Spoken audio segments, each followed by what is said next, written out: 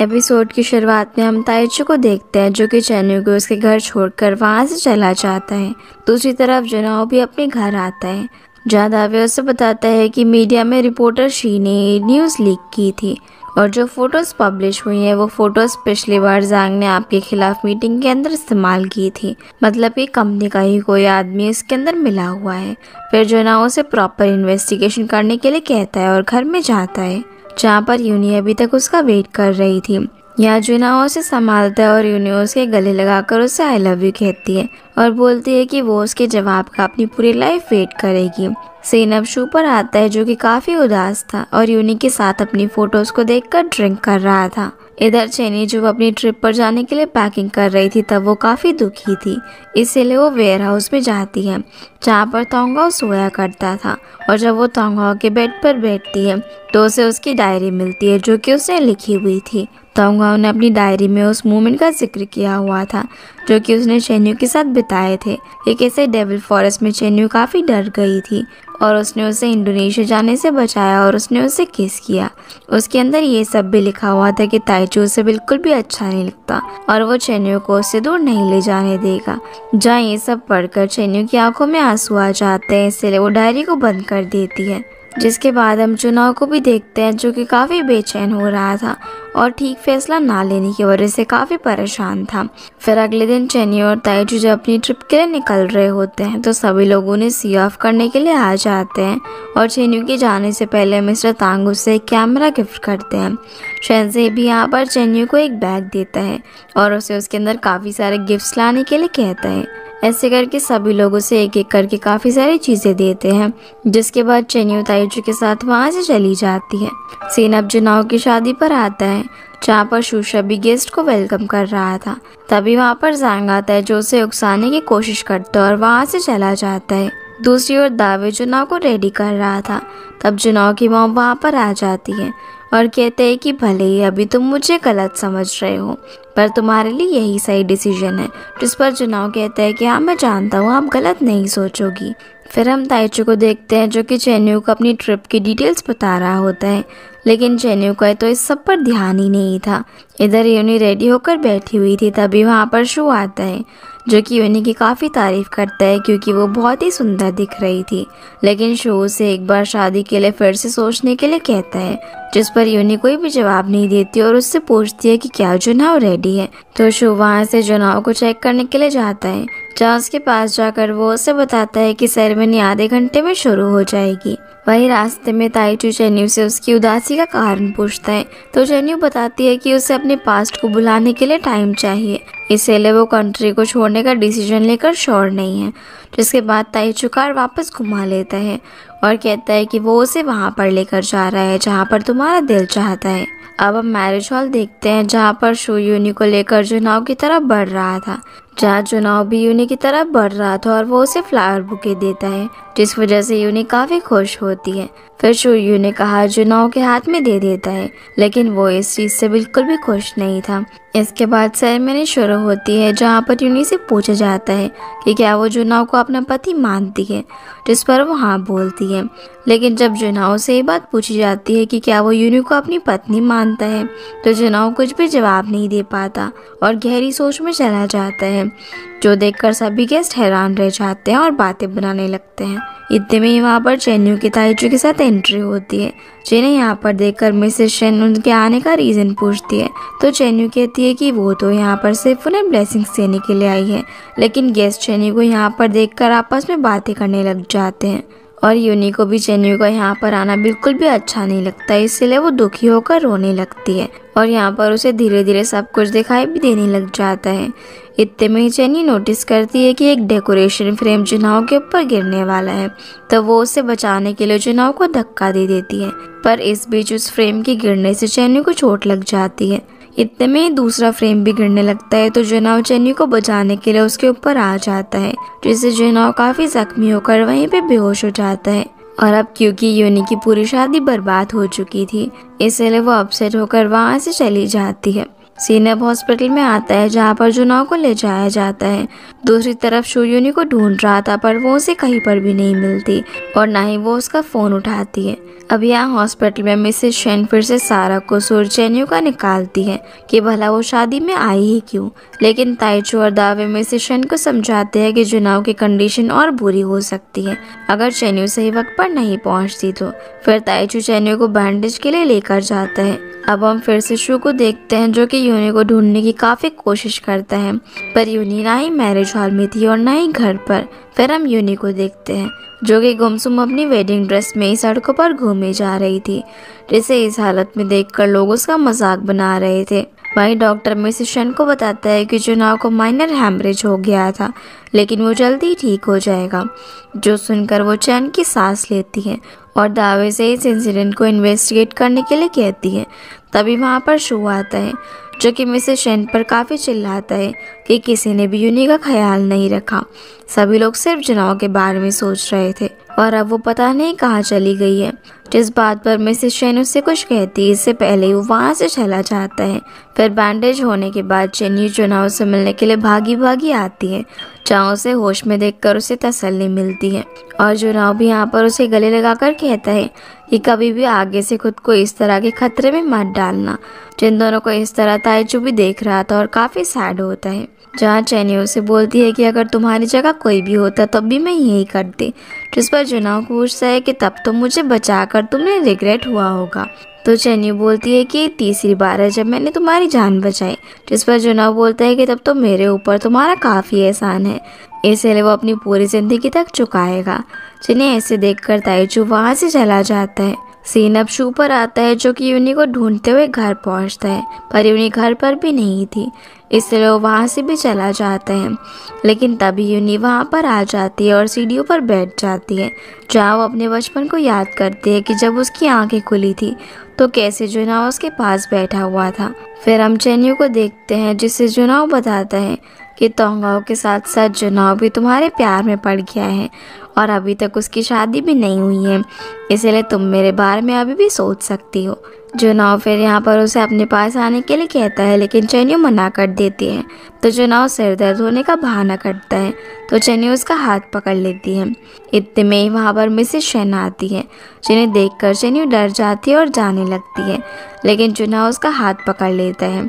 तब Mrs Shane बताती है कि यूनी मिसिंग है, जो सुनकर दोनों ही शौक रह जाते हैं।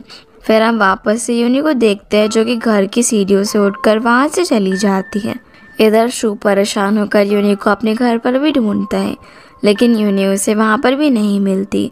तब उसका असिस्टेंट उसे बताता है कि यूनी उस इंसिडेंट के बाद अकेले ही कहीं पर चली गई और जिस तरह वो गई थी उससे पता चल रहा था कि शायद अब वो देखने लगी है। इधर चेन्यू ताइचू को कॉल करके उससे माफ़ी मांगती है कि उसकी वजह से उनकी ट्रिप डिले हो गई, तो ताइचू उससे पर्सनली मिलने के लिए कहता है। फिर चेन्यू ताइचू से मिलकर उससे माफ़ी मांगती है और कहती है कि वो उसके साथ नहीं जा सकती, जिस पर ताइचू बोलता है कि जब तक मुझे तुम नहीं मिली थी तब तक मैं कभी भी किसी के लिए पॉजिटिव नहीं हुआ और तुम्हारे साथ पूरी दुनिया घूमने का सपना शायद मेरा सपना ही रह जाएगा, जिसके लिए वो उससे फिर से माफ़ी मांगती है। लेकिन ताइचू स्माइल करके उसे माफ़ कर देता है और बताता है कि तोंगाओ की रियल आइडेंटिटी के बारे में उसने ही शू को बताया था, जिस पर चेन्यू बोलती है कि कभी ना कभी तोंगाओ को वापस जाना ही था। ताइचू फिर चेन्यू को छोड़ने के लिए जाता है और बोलता है कि वो उसे एक आखिरी बार राइड देना चाहता है। घर पहुंचकर ताइचू बताता है कि वो अब कहीं पर भी नहीं जाएगी, बल्कि वो गवर्नमेंट डेवलपमेंट प्रोजेक्ट पर काम करके ग्वानमई को तुम सभी के लिए अच्छा बनाएगी, जिसके लिए ताइचू चेन्यू को थैंक यू बोलती है।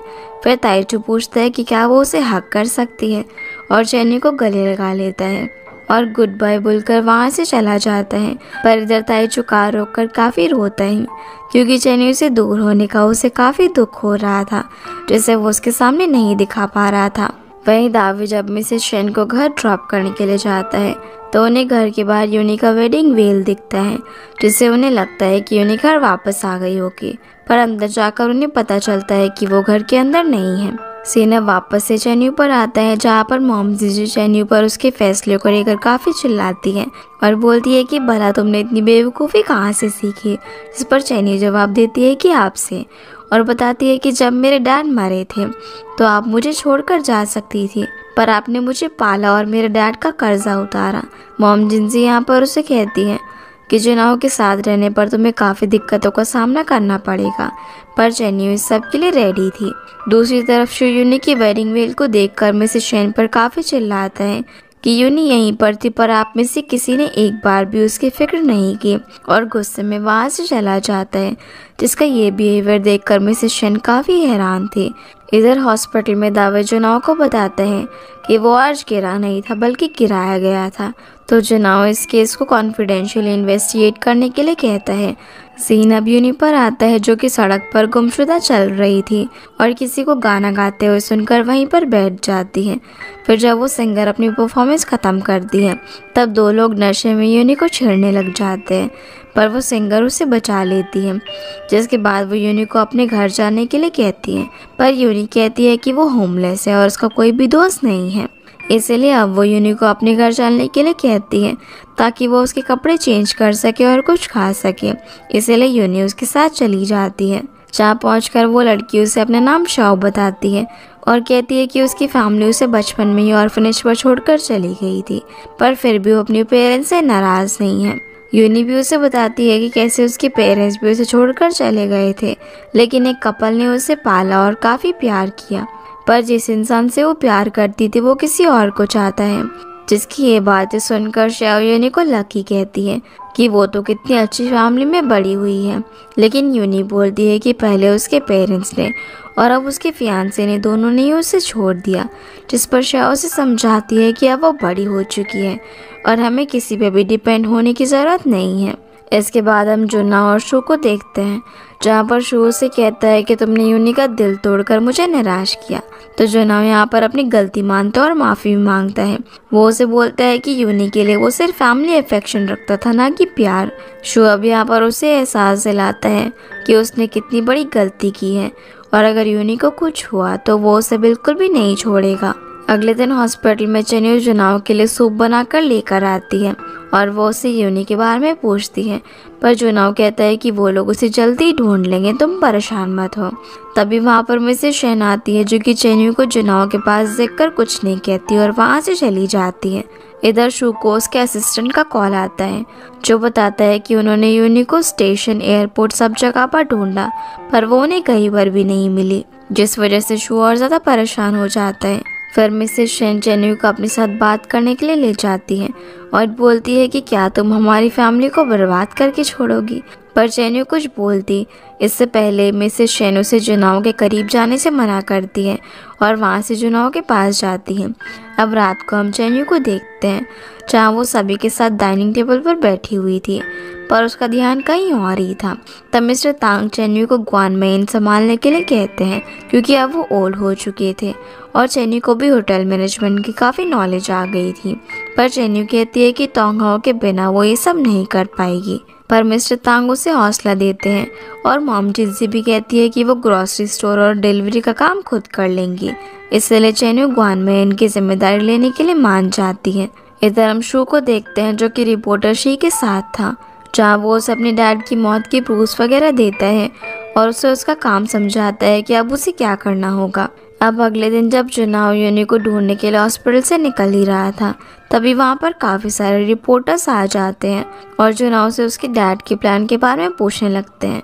तभी दावे जुनाओ को हेडलाइंस दिखाते हैं जिसमें लिखा हुआ था कि क्या जुनाओ शू को उसके शेयर्स वापस करेगा, जो पढ़कर वो रिपोर्टर्स को जवाब देता है कि वो इस पूरे मैटर को अच्छे से इन्वेस्टिगेट करेगा और सच्चाई का पता लगाएगा। ये बोलकर यहाँ से चला जाता है। कार में जुनाओ न्यूज़ देखता है जिसमें लिखा हुआ था कि कैसे उसके डैड ने शू के डैड की बोट के अंदर बॉम्ब रखकर ब्लास्ट करवाया था।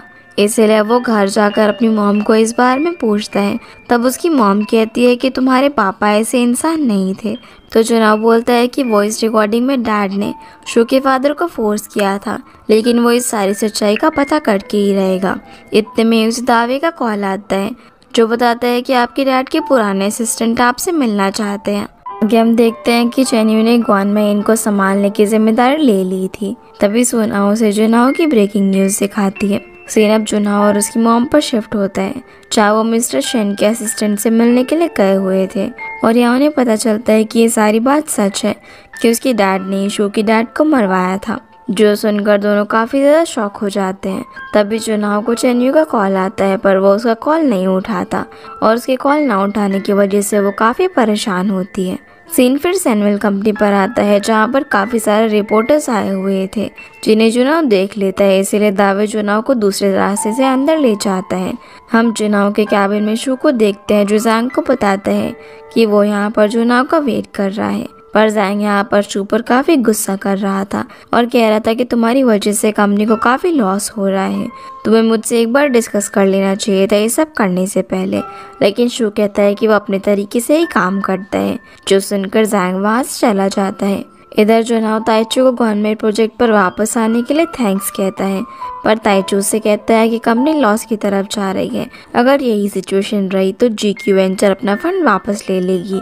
पर जुनाओ अपनी तरफ से उसे भरोसा दिलाता है कि उसकी नौबत नहीं आएगी। फिर जब जुनाओ अपने कैबिन में जाता है तो वो शू को वहाँ पर देखकर उसे नजर नहीं मिला पाता और कहता है कि अगर मेरे डैड ने ये सब किया है तो वो उसकी पूरी रिस्पॉन्सिबिलिटी अपने ऊपर लेता है। शू से बोलता है कि मैंने तुम सबको अपना परिवार माना, पर तुम सब लोगों ने मुझे झूठ के साए में रखा और यूनी ने तुम्हें अपनी दुनिया माना था, पर तुमने उसे एक के बाद एक धोखे दिए। और तो और जो एहसान मेरा, मेरे डैड का और यूनी का तुम पर है, वो सब तुम्हें एक साथ वापस देना होगा। जिस बात पर जुनाओ बोलता है कि हाँ वो जानता है कि वो माफ़ी के लायक नहीं है, पर फिर भी तुम हमेशा से ही मेरे अच्छे दोस्त रहे हो। लेकिन शू यहाँ पर काफ़ी गुस्से में था और कहता है कि मैं तुम्हारी शक्ल भी नहीं देखना चाहता, इसीलिए जुनाओ वहाँ से चला जाता है। दूसरी तरफ चेन्यू जुनाओ की न्यूज़ के बाद काफ़ी परेशान थी, पर तभी जुनाओ को उसे कॉल आता है जो उससे मिलना चाहता था। इसके बाद हम श्या को देखते हैं, जो कि पिछली रात की तरह आज रात भी रोड पर एक शो कर रही थी, पर इस बार यूनी उसके साथ थी और यूनी की खूबसूरती की वजह से उन्हें काफ़ी पैसे मिल रहे थे। तो यूनी कहती है कि वो रोज़ उसके साथ यहाँ पर आएगी, लेकिन श्या उसे अपनी फैमिली के पास जाने के लिए कहती है, पर यूनी घर जाने के लिए अभी मेंटली प्रिपेयर नहीं थी। इसके बाद हम चेन्यू के जुनाओ के साथ देखते हैं। फिर चेन्यू यहाँ पर जुनाओ को वही स्टोरी याद दिलाती है जो कि तोंगा ने उसे तब सुनाई थी जब वो दोनों गड्ढे के अंदर गिर गए थे, कि कैसे एक फ्रॉग ने हार मान ली थी और प्यासा ही मर गया था, इसीलिए तुम्हें हार नहीं माननी है। जिस पर जुनाओ कहता है कि कभी अगर उसके पास कुछ भी नहीं बचा तो क्या तब भी तुम मुझसे प्यार करोगे। जवाब में चेन्यू कहती है कि जब उसने तोंगा से प्यार किया था तो उसके पास कुछ भी नहीं था, उल्टा वो तो मुझसे 8500 युआन का उधार लेके बैठा हुआ था। जो सुनकर जुनाओ हंसने लग जाता है और दोनों एक दूसरे को गले लगाते हैं। अगले दिन सैमुअल कंपनी में जुनाओ शू को उसके सारे शेयर वापस कर देता है जो कि उसकी डैड के हुआ करते थे, और साथ ही अपने और मिसेस शेन के भी सारे शेयर शू को दे देता है। लेकिन शू पूछता है कि क्या इससे उसके पेरेंट्स वापस आ जाएंगे। इसीलिए अब मिसेस शेन और जुनाओ उसकी डैड की तरफ से उससे माफ़ी मांगते हैं, पर शू उन्हें माफ़ नहीं करता। तो जुनाओ से बोलता है कि बस तुम गुआन में प्रोजेक्ट कंटिन्यू रखना, बाकी वो यूनी को ढूंढ लेगा। पर शू को अब किसी पर भी भरोसा नहीं था। इसके बाद हम जुनाओ को ताइचू के साथ देखते हैं, जो कि ताइचू को बताता है कि उसने सब कुछ शू को दे दिया है ताकि उसके अंदर का गिल्ट कम हो सके, और ताइचू से अलविदा कहता है। लेकिन रास्ते में जुनाओ को जैंग मिलता है, जो बोलता है कि तुम्हें आखिरकार वो मिल ही गया जो कि तुम डिजर्व करते हो। पर जुनाओ जैंग को इस सबसे दूर रहने का कहकर वहाँ से चला जाता है। यहाँ पर काफ़ी सारे रिपोर्टर्स जुनाओ को घेर लेते हैं, लेकिन दावे किसी तरह उसे वहाँ से निकालता है। सीन मिसेस शेन पर आता है, जहाँ पुलिस उनके घर को सीज करने के लिए आती है, जो देखकर मिसेस शेन खुद को संभाल नहीं पा रही थी। वहीं गुआन में इनके अंदर भी सूलिन और बाकी सभी लोगों को पता चलता है कि जुनाओ ने अपने सारे शेयर शू को दे दिए हैं, और यहाँ तक कि उसकी प्रॉपर्टी भी सीज हो गई है। वहीं हम मिसेस शेन को देखते हैं, जहाँ पर जुनाओ भी आ जाता है और ऑफिसर्स इन दोनों को बताते हैं कि उन्हें आज ही अपनी ज़रूरत का सामान लेकर घर से निकल जाना होगा। तभी उसे चेन्यू का कॉल आता है, लेकिन जुनाओ उसका कॉल नहीं उठाता, इसीलिए चेन्यू जुनाओ से मिलने के लिए निकल पड़ती है। फिर कुछ देर बाद हम जुनाओ को देखते हैं, जो कि दावे से उसकी नौकरी जाने के लिए माफ़ी मांगता है, पर दावे बोलता है कि वो यूनी को ढूंढना अब भी जारी रखेगा और सभी लोग घर से बाहर आ जाते हैं, जहाँ पर काफ़ी सारे रिपोर्टर्स उनसे सवाल जवाब करने लगते हैं, लेकिन किसी तरह ये लोग वहाँ से निकल जाते हैं। कुछ देर बाद जुन्हो अपनी मॉम का हौसला बढ़ाता है और कहता है कि सब कुछ ठीक हो जाएगा। इसी बीच चेन्नू जुन्हो के घर पहुंचती है, जहाँ पर दावे उसे बताता है कि वो लोग तो यहाँ से किसी होटल की तरफ गए हैं। तो चेन्नू वहाँ का एड्रेस लेकर उनके पीछे जाती है। इधर जुन्हो जब होटल के अंदर चेक इन करवा रहा होता है, तब उसे पता चलता है कि उसके सारे कार्ड डिक्लाइन हो रहे हैं क्योंकि वो ब्लॉक हो चुके हैं। पर वो अपनी मॉम से झूठ बोल देता है कि होटल के अंदर रूम खाली नहीं है, इसलिए वो अपनी मॉम को दूसरे होटल ले जाने लगता है। तभी चेन्नू भी इस होटल में पहुंचती है, पर उसे पता चलता है कि जुन्हो तो यहाँ से जा चुका है। सीन अब शू पर आता है, जिसे उसका असिस्टेंट बताता है कि उन्हें यूनी कहीं पर भी नहीं मिल रही है। तो वो उसे उसकी खोज जारी रखने के लिए बोलता है, जिसके बाद उसके ऑफिस में उससे मिलने के लिए मिस्टर श्योर लेना आते हैं, जिन्हें देखकर शू उनके काम के लिए रिवॉर्ड देता है, पर वो मना करते हैं और बोलते हैं कि वो यहाँ पर किसी को अपने साथ लाए हैं। वहीं जुन्हो अपनी मॉम के साथ एक सड़क किनारे पर बैठा हुआ था, तो मॉम यहाँ पर जुन्हो से माफ़ी मांगती है कि उनकी वजह से आज उसकी ये हालत हो गई है। पर जुन्हो उन्हें माफ़ी मांगने से मना करता है और उनके लिए पानी लेने के लिए एक स्टोर में जाता है, जहाँ उसे पता चलता है कि उसके पास तो कैश है ही नहीं। उसी वक्त वहाँ पर चेन्नू आकर उसके पैसे दे देती है, लेकिन जुन्हो चेन्नू को इग्नोर करके वहाँ से चला जाता है। तो चेन्नू भी उसके पीछे पीछे जाती है और रोते हुए उसे कहती है कि वो सुबह से उसे ढूंढ रही है और तुम अब जाकर मुझे मिले हो। लेकिन जुन्हो कहता है कि वो अपनी सिचुएशन खुद हैंडल कर लेगा, जो सुनकर चेन्नू उस पर काफ़ी गुस्सा करती है। तो जुन्हो कहता है कि अब उसके पास कुछ भी नहीं है और मैं तुम्हें इस सिचुएशन में नहीं लाना चाहता। पर चेन्नू बोलती है कि मैंने तो तुम्हें इससे भी बुरे हाल में देखा है, जहाँ तुम मेरी शॉप पर सामान भी डिलीवर करते थे। जिस पर जुन्हो चेन्नू से माफ़ी मांगता है, तो बोलती है कि मेरे दिल की तरह तुम्हारे दिल में भी एक एंजल है और उसका नाम तोंगाओ है। जिसकी बातें सुनकर जुन्हो चेन्नू को गले लगा लेता है। तब चेन्नू उसे अपने घर चलने के लिए कहती है और उसे याद दिलाती है कि एक बार तुमने ग्वानमई को अपना घर कहा था, जो सुनकर जुन्हो उसकी बात मान जाता है। फिर हम रिपोर्टर शी को मार्व के साथ देखते हैं। तभी वहाँ पर शी और लिन शू को लेकर आ जाते हैं, जहाँ पर वो लोग शू को मार्व से इंट्रोड्यूस करवाते हैं। वो उसे बताता है कि पहले वो साथ में सैमुअल के साथ काम करता था और कहता है कि उन दोनों की दोस्ती खूब जमेगी। जिसके बाद वो सभी लोग शू की तरक्की के लिए चीयर्स करते हैं। सीन अब यूनी पर आता है, जो कि शाओ को जॉब करने के लिए कहती है, लेकिन शाओ को अपनी सिंगिंग प्यारी थी और बोलती है कि जॉब उसकी आज़ादी छीन लेगी, इसलिए वो जॉब नहीं करना चाहती।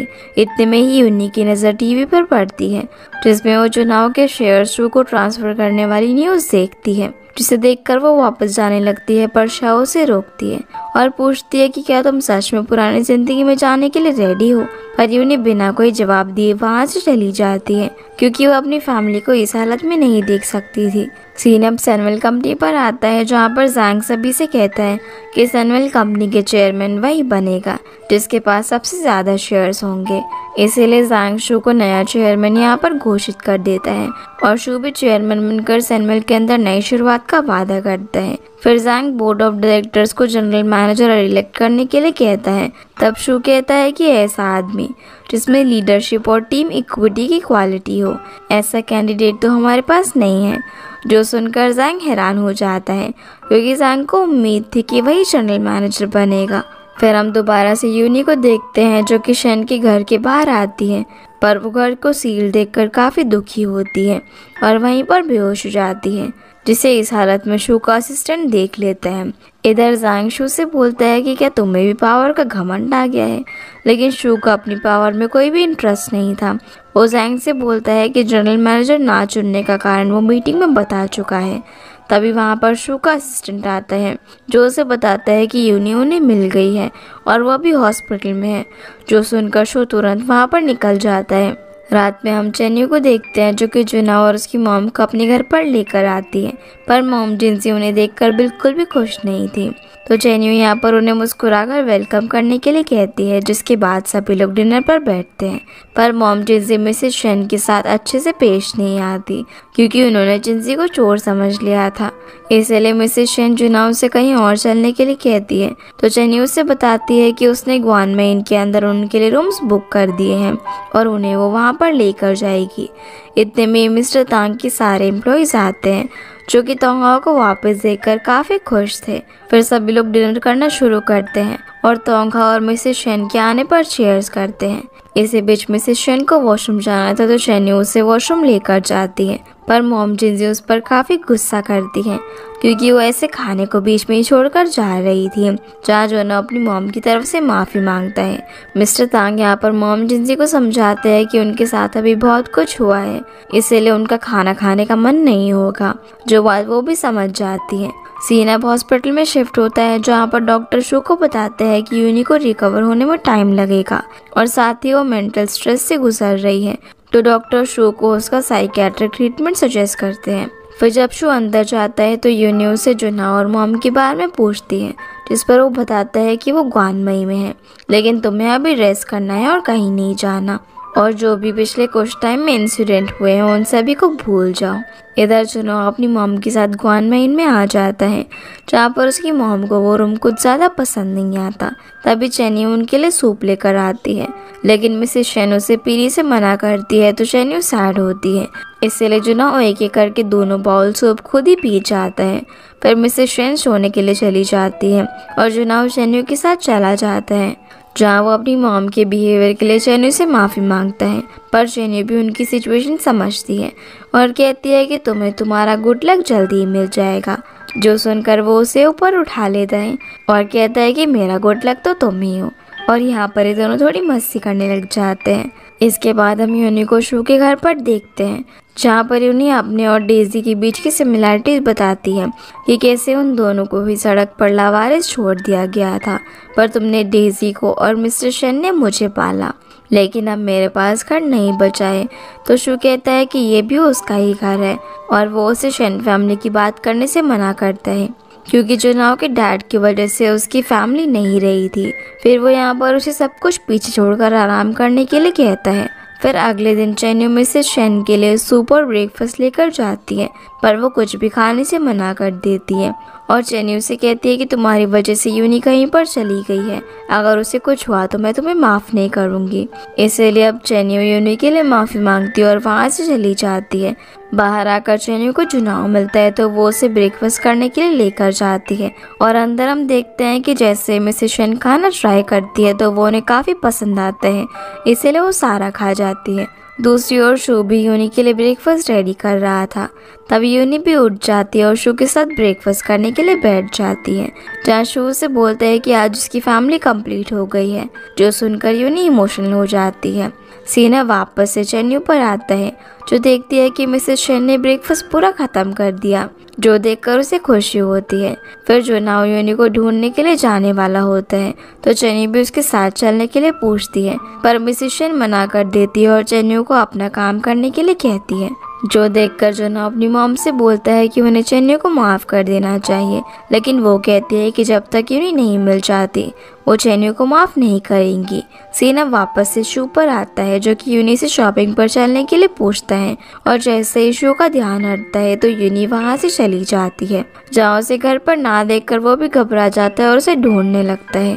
दूसरी तरफ चेन्यू के घर में यूनी जुना और मॉम को ढूंढने के लिए आई थी, तभी मिस्टर तांग वहाँ पर आते हैं, जो उसे बताते हैं कि वो दोनों तो ग्वानमेइन के अंदर है। फिर वो उसे ग्वानमेइन में लेकर जाते हैं, जहाँ मिसेस शेन को देखकर यूनी रोते हुए उनके गले लग जाती है और दोनों काफ़ी रोते हैं। फिर यहाँ एक साथ बात करते हुए यूनी जुनाओ के बारे में पूछती है तो मिसेस शेन बताती है कि वो तुम्हें ढूंढने के लिए गया है और वो जल्दी ही वापस आ जाएगा। तो जुनाओ को अपनी फिक्र करता हुआ देखकर यूनी काफ़ी खुश होती है और मिसेस शेन यूनी को आइंदा ऐसा कुछ भी करने से मना करती है, तो यूनी यहाँ पर उन्हें गले लगाकर माफ़ी मांगती है। इधर मिस्टर तांग और बाकी एम्प्लॉयज़ बात कर रहे थे कि क्या जुनाओ अब चेन्यू को छोड़ देगा, और इतने में ही जुनाओ भी वहाँ पर आ जाता है, जहाँ यूनी से मिलकर वो भी काफ़ी खुश होता है। तो यूनी उससे पूछती है कि अब वो लोग क्या करेंगे, जिस पर जुनाव बोलता है कि जब तक वो कोई जॉब नहीं ढूंढ लेता तब तक वो लोग गुआनमेन इनके अंदर ही रहेंगे। लेकिन यूनी पूछती है कि क्या वो चेन्यू की वजह से गुआनमेन में रुक रहा है। तभी चेन्यू उनके लिए वहाँ पर टी लेकर आ जाती है, जहाँ उसे देखकर यूनी उस पर चिल्लाती है और उसे बोलती है कि तुम्हें अच्छा बनने की कोई ज़रूरत नहीं है। तो जुनाव यहाँ पर चेन्यू को उन्हें थोड़ी देर अकेला छोड़ने के लिए बोलता है, पर इन दोनों को एक साथ देखकर यूनी रोने लगती है और कहती है कि तुमने मेरी लाइफ बर्बाद कर दी और अब तुम दोनों एक साथ हो। इतने में ईशू भी वहाँ पर यूनी को ढूंढता हुआ आ जाता है और उसे अपने साथ ले जाने लगता है। वो बोलता है कि उन लोगों का अब यूनी से कोई भी रिश्ता नहीं है, जिस पर जुनाव यहाँ पर शू से प्रॉमिस करने को बोलता है कि वो अपनी नफरत का शिकार यूनी को नहीं बनाएगा। जिस पर शू कहता है कि उसे पता है कि उसे क्या करना है और क्या नहीं, और यूनी को अपने साथ ले जाता है। जिनके जाने के बाद जुनाव अपनी मॉम को संभालता है और कहता है कि शू उसका अच्छे से ध्यान रखेगा, आप टेंशन मत लो। पर मिसेस शेन यहाँ पर फिर से चेन्यू के लिए अपनी नफरत बताने लग जाती है और जुनाव को यूनी के बारे में सोचने के लिए कहती है, जो सुनकर चेन्यू रोती है। तो जुनाव उसे उस पर भरोसा रखने के लिए कहता है और चेन्यू को गले लगा लेता है। इसी के साथ ये एपिसोड यहीं पर ख़त्म होता है। तो गाइस, ये थी आज के वीडियो एंड आई होप आप लोग को ये वीडियो पसंद आई होगी। तो इस वीडियो को लाइक कर चैनल को सब्सक्राइब ज़रूर कीजिएगा। आपसे